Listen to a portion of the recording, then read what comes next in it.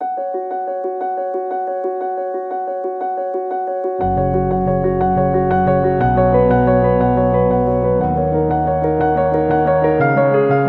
1901, pour la première fois en 10 ans, Ellen White était présente à la session de la conférence générale. Maintenant âgée de 73 ans, elle était venue malgré la crainte que le travail soit si lourd qu'il pourrait lui coûter la vie. Elle est venue parce que l'Église était en crise et qu'elle avait des messages urgents à transmettre. Elle a pris la parole plusieurs fois, au tout début, à des moments critiques et à la fin. Et l'Esprit a travaillé merveilleusement parmi les délégués. Dans son discours final à la session, elle a dit « Si quelqu'un a des raisons de louer Dieu, nous en avons. Les anges de Dieu ont travaillé ici.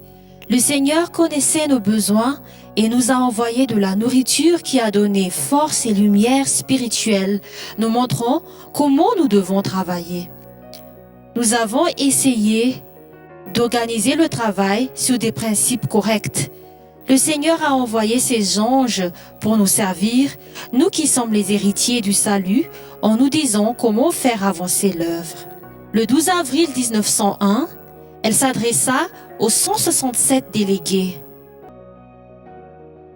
Tout au long du chemin, j'ai reçu une lumière sur la manière d'accomplir la mission. Et hier soir, certaines choses concernant l'œuvre missionnaire médicale m'ont été présentées plus particulièrement. Le travail missionnaire médical, aussi appelé ministère de la Santé, ne s'agit pas seulement du végétarisme. Il ne s'agit pas seulement de ne pas boire ou de ne pas fumer. Non, la portée du ministère de la Santé est définie en répétant en entier les versets dans Ésaïe 61. L'Esprit du Seigneur l'Éternel est sur moi, car l'Éternel m'a oint pour porter de bonnes nouvelles aux malheureux. Il m'a envoyé pour guérir ceux qui ont le cœur brisé, pour proclamer aux captifs la liberté et aux prisonniers la délivrance, pour publier une année de grâce de l'Éternel et un jour de vengeance de notre Dieu, pour consoler tous les affligés, pour accorder aux affligés de Sion, pour leur donner un diadème au lieu de la cendre, une huile de joie au lieu du deuil, un vêtement de louange au lieu d'un esprit abattu, afin qu'on les appelle des térébintes de la justice, une plantation de l'Éternel pour servir à sa gloire. Ils rebâtiront sur d'anciennes ruines, ils relèveront d'antiques décombres, ils renouvelleront des villes ravagées, dévastées depuis longtemps. Le ministère de la Santé est un ministère de réconfort, de liberté, d'espoir, de joie et de restauration pour tous ceux qui souffrent dans ce monde. C'est un ministère de guérison pour le corps, pour l'esprit et pour l'âme. Vous souvenez-vous? Quand Jésus est revenu des 40 jours dans le désert, selon Luc, il s'est levé dans le synagogue de Nazareth et a cité Ésaïe 61. La Bible affirme que Jésus parcourait toutes les villes et les villages, enseignant dans les synagogues, prêchant la bonne nouvelle du royaume et guérissant toute maladie et toute infirmité. Tel est le ministère de Jésus. Tout comme Ésaïe 61 était le fondement du ministère de Jésus dans ce monde, c'est aussi le fondement de notre ministère dans ce monde. Ellen White a poursuivi son discours devant les délégués. Suivant la lumière qui m'a été donnée, il y a si longtemps, on m'a montré que notre peuple, ceux qui prétendaient croire à la vérité présente, devraient faire ce travail. Comment devraient-ils le faire?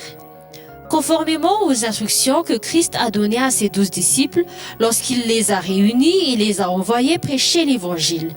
Allez, prêchez et dites, le royaume des cieux est proche. Guérissez les malades, ressuscitez les morts, purifiez les lépreux, chassez les démons.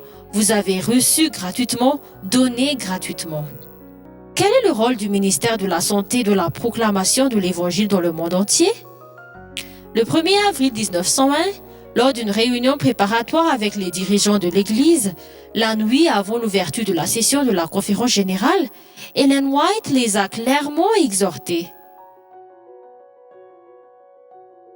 Le Seigneur veut que vous tiriez le meilleur parti des capacités qu'il utilise dans chaque partie du travail. Il ne veut pas que l'œuvre médicale missionnaire soit séparée de l'évangélisation, ni l'évangélisation séparée de l'œuvre médicale missionnaire. Il veut qu'ils s'édifient ensemble et il veut que cela, la force éducative de l'œuvre missionnaire médicale, soit considérée comme l'œuvre pionnière, la charrue de démolition des préjugés qui ont existé, et rien ne les brisera comme l'œuvre missionnaire médicale le fait. Le ministère de la Santé est le travail de pionnier, la charrue de démolition. C'est ainsi que le sol est préparé afin que les graines puissent être semées dans un sol fertile. Il brisera le préjugé qui a existé et rien ne le brisera comme il le fait. Et il ne doit jamais être séparé de la prédication et de l'enseignement. Pas plus que le travail de prédication et d'enseignement ne doit être séparé du ministère de la Santé. Ils doivent travailler ensemble, car l'un sans l'autre n'apportera pas la guérison du corps, de l'esprit et de l'âme. Encore une fois, quelques jours plus tard, le 10 avril, Ellen White a renforcé cette déclaration. L'œuvre missionnaire médicale est l'œuvre pionnière. Il doit être lié au ministère de l'Évangile. C'est l'Évangile en pratique, l'Évangile pratiquement réalisé. Le ministère de la Santé ne consiste pas simplement à prêcher et à renseigner, c'est vivre l'Évangile. C'est l'œuvre qui doit intéresser le monde, qui est de briser les préjugés et de s'imposer à l'attention du monde. J'ai vu que tout le ciel s'intéresse à l'œuvre consistant à soulager l'humanité souffrante. Satan exerce tous ses pouvoirs pour obtenir le contrôle des âmes et des corps des hommes. Il essaie de les attacher aux roues de son char. Mon cœur est attristé en voyant nos églises qui devraient être connectées de cœur et d'âme et de pratique avec l'œuvre missionnaire médicale. Puis Ellen White a fait une prédiction étonnante et a adressé une sévère réprimande. Je dois vous dire qu'il y aura bientôt plus de travail à faire sur le plan pastoral, mais seulement une œuvre missionnaire médicale. La tâche d'un ministre de l'Évangile est d'exercer son ministère. Nos prédicateurs doivent travailler en exerçant le ministère de l'Évangile. Oui, elle a en fait dit que bientôt, il n'y aura plus de travail effectué dans les lignes ministérielles, mais un travail missionnaire médical. Voici une réprimande qu'elle a adressée aux églises en Amérique. Voyez si ça s'applique aussi à notre église actuelle. Il m'a été présenté qu'il y a des champs stériles dans toute l'Amérique. Alors que je voyageais à travers le sud pour me rendre à la conférence, j'ai vu des villes après villes qui n'ont pas été travaillées. Que se passe-t-il? Les pasteurs stagnent au niveau des églises qui connaissent déjà la vérité, tandis que des milliers de personnes périssent sans Christ. Si l'instruction appropriée était donnée, si les méthodes appropriées étaient suivies, chaque membre de l'Église ferait son travail en tant que membre du corps. Il ferait un travail missionnaire chrétien, mais les églises sont en train de mourir et elles veulent qu'un pasteur leur prêche. On devrait leur apprendre qu'à moins qu'ils ne puissent se tenir seuls sans pasteur, ils doivent être à nouveau convertis et rebaptisés. Ils ont besoin de naître de nouveau. L'implication totale des membres a été encouragée depuis 1901. Tout comme Jésus a parcouru toutes les villes et tous les villages, enseignant dans leurs synagogues et proclamant l'évangile du royaume et guérissant chaque maladie et chaque affliction, nous devrions en faire autant. Jésus n'a pas établi de synagogue quelque part à l'intérieur. Il n'a pas construit une église où il pourrait prêcher à ses disciples une fois par semaine. Il n'a pas attendu que les brebis sans berger trouvent leur chemin vers lui. Il est allé les chercher pour sauver les perdus. Il a parcouru toutes les villes. C'était son ministère. Et son ministère devrait être aussi le nôtre. Voici ce qu'Ellen White a dit à propos des membres à Battle Creek. Voici Battle Creek avec sa grande église dont les membres sont appelés au terrain et à aider leurs semblables, à apporter de la joie à ceux qui sont dans le chagrin, à guérir les maladies, à montrer aux hommes et aux femmes qui se détruisent. Si vous aviez fait avancer le travail suivant la manière dont Dieu vous avait ordonné, si vous avez fait le travail missionnaire médical en essayant de guérir l'âme et le corps, vous auriez vu des centaines et des milliers convertis à la vérité. Vous ne serez jamais ministre selon l'ordre évangélique tant que vous ne manifesterez pas d'intérêt marqué pour l'œuvre missionnaire médicale, l'évangile de guérison, de bénédiction et d'encouragement. Je souhaite dire que l'œuvre missionnaire médicale est l'œuvre de Dieu. Le Seigneur veut que chacun de ses serviteurs s'aligne. Accrochez-vous à l'œuvre missionnaire médicale et elle vous donnera accès au peuple. Leurs cœurs seront touchés lorsque vous répondrez à leurs besoins. En soulageant leurs souffrances, vous aurez l'occasion de leur parler de l'amour de Jésus. Nous arrivons à un moment où tous les pasteurs, les leaders et les membres doivent faire l'œuvre missionnaire médicale. C'est exactement ce qu'Ellen White a écrit dans le livre Témoignages pour l'Église, volume 3. Nous vivons à une époque où chaque adventiste devrait faire le travail missionnaire médical. Il est vrai que nous sommes appelés à proclamer le message des 3 anges. En quoi le ministère de la Santé est-il lié au message du 3e ange? 30 ans plus tôt, en 1871, Ellen White a écrit « On m'a de nouveau montré que la réforme sanitaire est une branche de la grande œuvre qui consiste à préparer un peuple à la venue du Seigneur.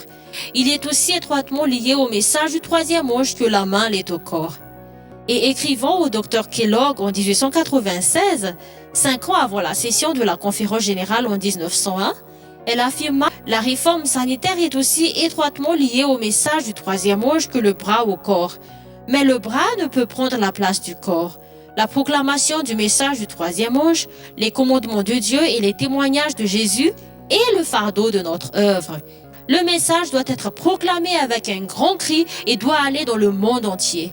La présentation des principes de la santé doit s'unir à ce message, mais ne doit en aucun cas en être indépendante, ni en aucun cas s'en substituer. » Puis 5 ans plus tard, elle a prononcé les derniers mots de son discours lors de la session de la conférence générale du 10 avril 1901. « Je sais que l'œuvre missionnaire médicale est l'évangile pratiqué. Et comme le Seigneur l'a déclaré, ne doit jamais être séparé du ministère de l'Évangile. L'œuvre missionnaire médicale, le ministère auprès des malades et des souffrants, ne peut être séparé de l'Évangile. Dieu aide ceux dont l'attention a été éveillée sur ce sujet à avoir la pensée du Christ, la sympathie du Christ. Que Dieu vous aide à vous rappeler que Christ était un ouvrier, qu'il allait d'un endroit à l'autre pour guérir les malades. Si nous étions aussi étroitement liés au Christ que l'étaient ses disciples, Dieu pourrait travailler à travers nous pour guérir beaucoup de ceux qui souffrent. » Puis elle a terminé avec ces mots. « Que le Seigneur bénisse son peuple et lui permette de bien comprendre sa volonté. Que le Seigneur bénisse son peuple, qu'il nous permette de bien comprendre sa volonté. Il nous donnera les moyens de faire ce travail ensemble, comme une équipe unie. Le ministère de la Santé, c'est vivre l'Évangile maintenant, alors que ce monde brisé se dirige vers l'apogée de son histoire. Maranatha.